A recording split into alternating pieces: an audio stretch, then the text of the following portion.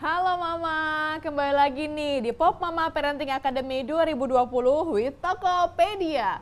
Masih bersama saya Febriski Yahya yang menyiarkan langsung dari studio IDN Media. Wah Mama, udah gak kerasa ya, sekarang ini kita udah masuk hari ke-6 Mama. Udah gak kerasa banget dari kemarin-kemarin kita udah banyak sesi yang telah dilewatkan ya Mama ya.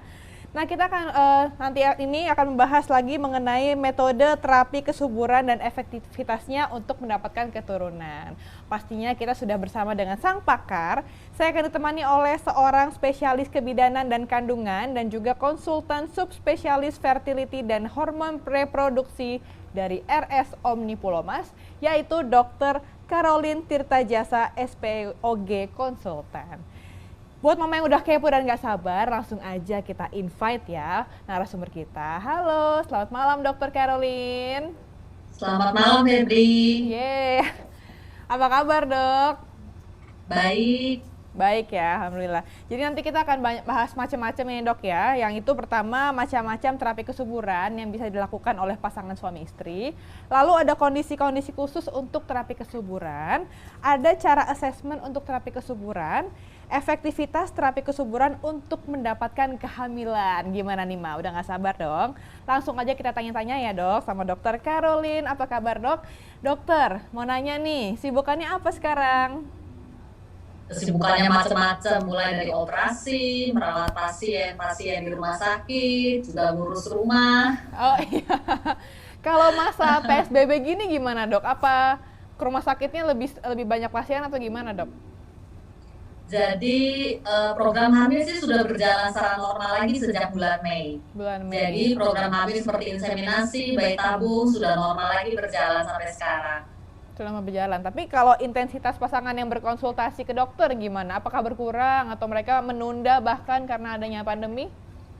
Waktu awal-awal sekitar Maret April 2020 sempat ya pasien-pasien agak takut ya untuk datang ke program hamil. Tetapi untuk saat ini sejak bulan Mei lah ya kira-kira sekarang sudah kembali normal lagi seperti biasa. Gitu. Karena kebetulan rumah sakit Omni ini juga rumah sakit yang bukan rujukan corona.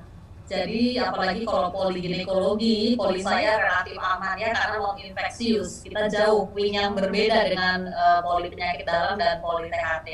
Oh gitu, jadi relatif lebih aman. Jadi intensitas pasien juga sudah mulai normal ya dok ya? Iya betul. Oke, tadi kan dokter bilang sibuk operasi, juga ada banyak pasien gitu dok, dan juga kerja di rumah, ngurus rumah juga dok ya, luar biasa, dong. Sibuk banget. Ibu-ibu tetap ibu-ibu ya, mama-mama tetap mama-mama. Justru itu yang paling sibuk ya dok ya, ngurus rumah ya dok ya, sama ngurus anak-anak. Oke, kalau kita sebagai mama-mama dan papa-papa itu sudah cukup familiar dengan terapi kesuburan dok ya, tapi mungkin banyak yang belum tahu, baru tahu kulit luarnya doang gitu dok, belum tahu detailnya. Bisa dijelasin nggak sih dok, terapi kesuburan itu seperti apa sih dok? Jadi terapi kesuburan ini maksudnya mungkin secara lebih persis program hamil. Ya. Jadi program hamil ini macam-macam sebetulnya. Yang jelas nanti program hamil apa akan disesuaikan dengan kondisi pasangan, dengan kondisi suami istri. Tentunya dengan melewati pemeriksaan dasarnya dulu. Dari pemeriksaan dasar diketahui kondisi suami istri, kemudian akan ditentukan program hamil yang sesuai dengan kondisi tersebut apa yang bisa dijalani oleh pasangan tersebut. Oh gitu dok ya. Terus kira-kira macam-macam terapi kesuburannya apa aja dok untuk suami istri? Jadi program hamil kalau ternyata nanti dari hasil pemeriksaan dasar yaitu HSG, sperma analisa dan hormon-hormon semuanya normal, kita masih bisa coba program alami namanya. Program alami kalau misalnya nggak hamil-hamil juga kita harus move on ya, naiklah ke program inseminasi intrauterin. Nah kalau inseminasi intrauterin tidak berhasil juga ya kita harus move on juga. Ya karena target hamil, kita move on ke bayi tabung. Itu yang paling canggihnya ya untuk saat ini. Meskipun sekarang sih sebetulnya sudah biasa banget bayi tabung. Oke, jadi yang pertama screening dasar dulu dok ya. Kalau yang semuanya normal berarti alami. Alami itu seperti apa dok? Alami jadi kita lakukan stimulasi ovarium. Stimulasi ovarium ini adalah hal yang tidak bisa dipisahkan ya dari semua program hamil. Ya. Semua program hamil akan melewati proses stimulasi ovarium, yaitu ovariumnya atau induk telurnya distimulasi supaya sel telur yang besarnya bisa didapatkan lebih dari satu untuk memperbesar kemungkinan hamil. Ya. Itu. Jadi yang alami stimulasi ovarium saja dok ya? Lebih dari satu. Jadi kalau yang alami stimulasi ovarium setelah sel telur besar diatur kapan berhubungan suami istrinya. Jadi kan biasanya kita cek ada nggak sel telur yang besar itu pada H11 dihitung dari mensari pertama tentunya ya. Nah saat H11 dilakukan USG transvaginal, nanti saya akan lihat berapa ukuran sel telur besar atau sel telur matang. Nah normalnya di H11 sel telur matang itu ukurannya mencapai 18 sampai 20 mili. Nah kalau ukuran itu sudah tercapai maka silakanlah berhubungan. Biasanya hubungan masa subur itu H11 sampai H22 2 hari sekali. 2 hari sekali dok ya? Iya betul. Wah gimana yang LDR ini ya? H11 sampai H22. Oke. Lalu dilanjutkan dengan inseminasi ultrauterin dan juga terakhir bayi tabung ya dok ya? Iya betul. Tadi kan sudah bicara masih macam-macam soal terapi kesuburan. Ada nggak sih dok kondisi khususnya? Kondisi khusus maksudnya penyakit-penyakit tertentu yang memerlukan terapi secara khusus ya. Jadi misalnya hal-hal seperti pasien-pasien dengan PCO, problem PCO, dan pasien-pasien dengan problem endometriosis itu memerlukan bantuan lebih khusus, treatment yang lebih khusus lagi. Jadi saat awal diperiksa apakah pasien-pasien ada penyakit penyerta. Antara lain penyakit penyerta itu adalah PCO. Ya, PCO ini kondisi di mana sel telur kecil semua, susah dibikin besarnya. Nah, itu harus dilakukan stimulasi ovarium tadi, tetapi dengan level yang berbeda ya, karena obat stimulan kan bermacam-macam. Kita bisa coba dari level yang paling rendah sampai paling tinggi. Itu kalau PCO. Kalau endometriosis, biasanya dia kalau ada miom atau kista ya, nyeri haid yang hebat, itu juga harus kita terapi dulu. Ya, misalnya kalau untuk kista, kita lakukan laparoskopi, yaitu operasi minimal invasif dengan lubang kecil saja untuk mengangkat kista endometriosis, sekaligus mengangkat endometriosis stadium 1-2. Jadi semuanya kondisi organ reproduksi dibuat seoptimal mungkin supaya bisa menunjang keberhasilan program hamil yang akan dijalani sesudahnya. Ya dong. Jadi lalu bagaimana cara asesmen untuk terapi kesuburan tadi dok? Tadi kan yang screening dasar itu bisa dijelaskan lagi dok? Jadi asesmennya ya tentunya harus datang ke poliklinik ya, kita harus berkonsultasi tatap muka, akan dianamnesa ya, riwayat infertilitas, bagaimana pola haidnya, pemeriksaan apa yang sudah dijalani, kemudian nanti akan dilakukan USG transvaginal, jadi lewat vagina, ya saya akan melihat bagaimana model rahimnya, apakah ada polip, miom, kista ya, bagaimana jumlah sel telur yang ada di indung telur, semuanya akan diakses. Nah, setelah pemeriksaan dasar selesai, kita lanjut ke pemeriksaan khusus infertilitasnya. Ya, pemeriksaan khusus infertilitas ini mencakup HSG untuk menilai apakah saluran telur terbuka atau ada sumbatan. Kemudian juga sperma analisa untuk mengetahui kondisi sperma baik dari segi jumlah, pergerakan dan bentuknya. Juga hormon reproduksi untuk terutama untuk si istrinya. Gitu ya, baik dok. Menarik banget jawaban dari dokter ya, udah cukup. Mungkin mama-mama masih banyak yang penasaran nih untuk soal program hamil ini ya. Pertanyaan selanjutnya dok yang masih bikin saya penasaran, gimana sih dok efektivitas dari terapi kesuburan ini? Sekitar mungkin berapa persen gitu dok setelah mengikuti? Iya, jadi persentasenya tergantung dari umur yang pertama. Ya, jadi yang pertama umur, yang kedua ada atau tidaknya penyakit penyerta yang tadi saya sebutkan. Apakah ada polip, miom atau kista, ya, dan seberapa parah itu juga menentukan. Ya, yang ketiga adalah healthy lifestyle. Lifestyle-nya itu bagaimana? Ya, yang pertama umur, kita selalu pakai patokan usia 35 tahun. Maksimal itu dok ya, paling produktif. Ya, cut off point. Ya, jadi kalau bisa program hamil jangan dilakukan di atas umur 35 lagi. Jadi makin tua di atas umur 35 tahun, angka keberhasilan program hamil juga makin turun. Contohnya misalnya bayi tabung. B-tabung pada pasien yang usianya masih di bawah umur 35 tahun, angka keberhasilan sekitar 30-50%. Oh, Tetapi menginjak usia 35 tahun ke atas, Uh-uh. ya itu hanya sekitar 30% saja. Dan akan makin berkurang dengan bertambahnya usia. Sebagai contoh misalnya 38 tahun sudah tinggal 20%, seperti itu. Ya. Dan kalaupun berhasil juga akan beresiko untuk kandungannya, Dok ya? Beresikonya dalam arti makin tua seseorang karena paparan polutan lingkungan sekitar kita kan banyak sekali ya. Oh, gitu. Belum lagi ditambah dengan aging proses atau proses penuaan pada indung telur Ya. dan juga sel sperma, sehingga kualitas sel telur dan kualitas sel sperma nantinya yang saling membuahi itu juga tidak sebaik waktu muda dulu. Oh, iya. Ya. Jadi telur yang sudah tua, sperma yang sudah tua, sehingga kualitas embrionya juga tidak baik.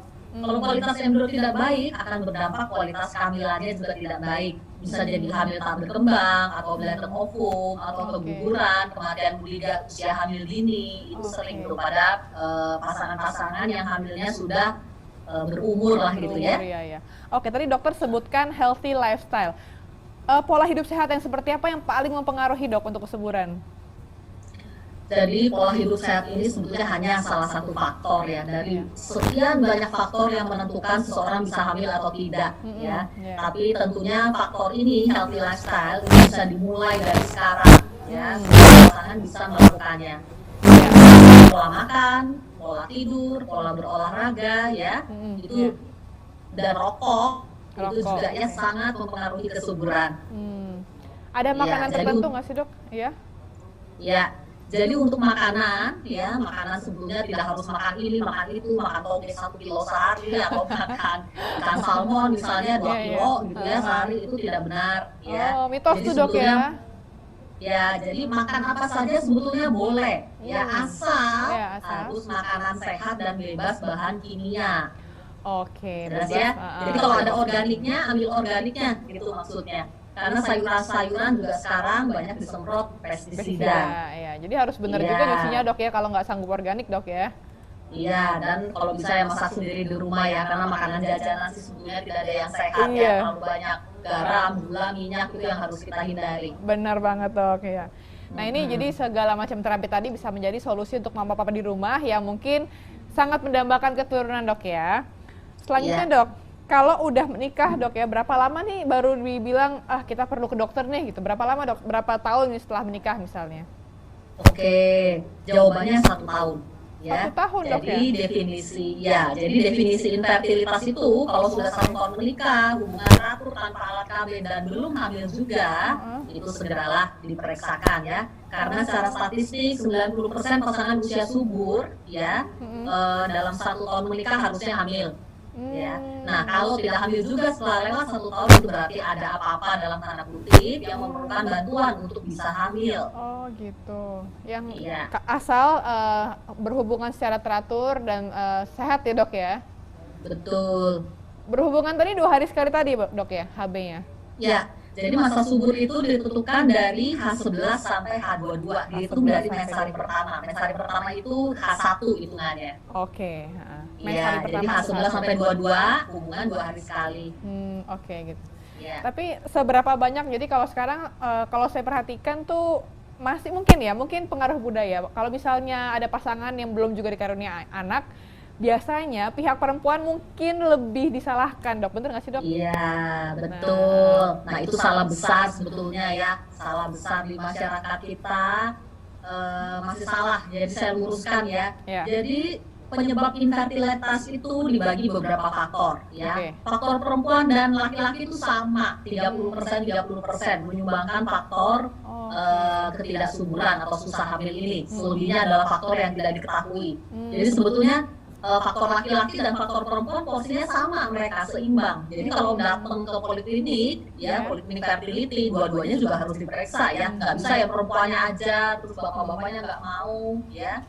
Dan jangan salah, laki-laki yang misalnya dengan istri pertama bisa hamil, dengan istri kedua kok nggak hamil-hamil lah, ini pasti istri keduanya yang mandul, dituduhnya gitu ya. Itu gimana, Dok? Kalau kita cek ya, asal diketahui kualitas sperma itu akan turun bersamaan dengan waktu. Aging proses pada sel sperma itu bisa berlangsung sangat cepat karena polutan lingkungan paparannya itu lebih hebat dampaknya pada sperma ya, terutama rokok, asap kendaraan bermotor, belum lagi polutan-polutan gelombang elektronik ya, itu juga sangat mempengaruhi kualitas sperma. Berarti harus dua-duanya dok yang datang ya, nggak bisa nih cuma yang perempuan atau istri doang yang datang ya dok ya? Betul. Oke, tadi dokter menyebutkan soal PCOS ya, itu sebenarnya bisa dicegah nggak sih dok yang sel telurnya kecil-kecil itu? Mungkin ada mama-mama yang ingin hamil tapi didiagnosa PCOS jadi kayak langsung drop gitu, langsung down. Tidak perlu down ya, pasien-pasien saya yang PCO itu banyak yang hamil. Kalau nanti sempet cek akun Instagram saya, Dr. Caroline Tirtajasa SPOGK ya, itu banyak sekali postingan pasien-pasien PCO yang sudah berhasil hamil juga. Jadi intinya, yang pertama memang lini pertama kita harus mengubah gaya hidup ya. Pasien-pasien dengan PCO tidak boleh makan makanan yang terlalu manis, karbo yang terlalu tinggi. Oke, jadi PCO tidak boleh makan terlalu manis ya dok ya? Iya, setelah itu lakukanlah simulasi ovarium dengan baik, tentunya dengan seorang dokter ahli, sel telurnya dibikin besar. Iya, setelah semuanya diperbaiki, seharusnya sih bisa hamil. Ya kan dengan cara yang tadi yang saya bilang ya, kalau dengan alami tidak bisa ya kita harus naik inseminasi tidak bisa ya naik betabu karena targetnya hamil. Gitu ya, jadi sebenarnya bisa dicegah karena sebenarnya bisa hamil dok ya. Ini keadaan yang bisa diperbaiki sebenarnya ya. Semua betul, bisa dibantu dan diterapi. Bisa dibantu dan diterapi. Kalau untuk mama-mama di rumah yang mungkin masih mikir-mikir nih, aduh mau konsultasi tapi masih pandemi atau masih ada hal-hal lainnya, itu apa yang bisa dokter sarankan untuk mama papa yang masih menunggu momongan nih untuk bisa dilakukan sendiri dulu di rumah sebelum konsultasi ke dokter Caroline?